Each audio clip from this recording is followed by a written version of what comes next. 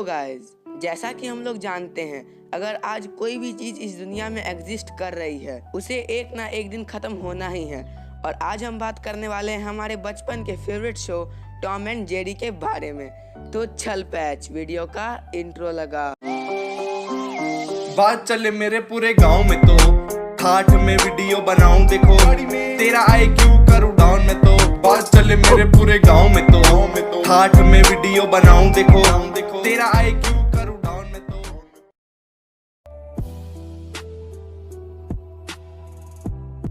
जहां Tom and Jerry काफ़ी funny और चाइल्ड फ्रेंडली शो था, वहीं इसका लास्ट एपिसोड काफ़ी ज़्यादा डार्क हो जाता है। तो इस शो के लास्ट एपिसोड का नाम है blue cat blues.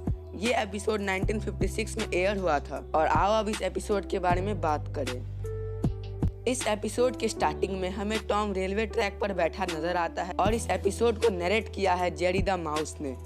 Jerry Tom की हालत देख करके काफ़ी निराश हो जाता है और याद करता है वो दिन जब सब चीज़ नॉर्मल था और टॉम और जेरी काफ़ी अच्छे दोस्त थे। उन लोगों ने साथ साथ बहुत सारी मस्तियाँ भी की, मगर उसी समय एक वाइट कैट टॉम के बगल से गुजरती है और टॉम उसे देख करके पागल हो जाता है। ऐसा लग रहा था कि टॉम उस कैट की तरफ इस तरह से खींचे जा रहा है जैसे लोहा मैग्नेट की तरफ जाता है। जेरी ने टॉम को रोकने की बहुत कोशिश की, लेकिन उसका कोई फ़ायदा हुआ नहीं।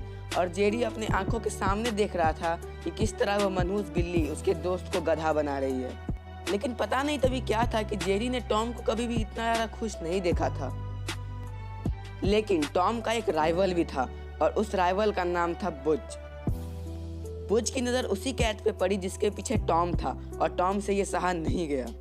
तो एक दिन गुस्से में आकर के टॉम गुलदस्ता लेके उस कैट के पास जा ही रहा होता है, लेकिन जेरी उसे रोकता है, लेकिन टॉम नहीं मानता। जैसे ही वो दरवाज़ा खटखटाता है, वो देखता है कि बुच ने बहुत बड़ा सा फ्लावर दिया था उस कैट को।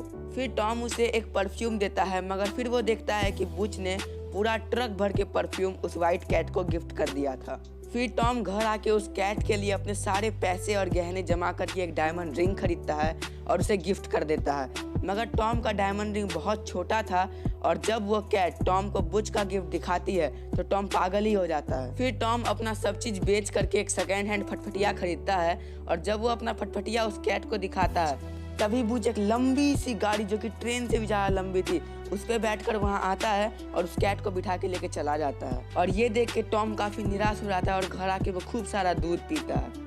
और यहाँ हमें ये सीन ऐसे दिखाया गया है कि टॉम यहाँ पे शराब पी रहा है और फिर टॉम सुसाइड करने के लिए गटर में कूद जाता है, मगर जेरी उसे फिर बचा लेता है।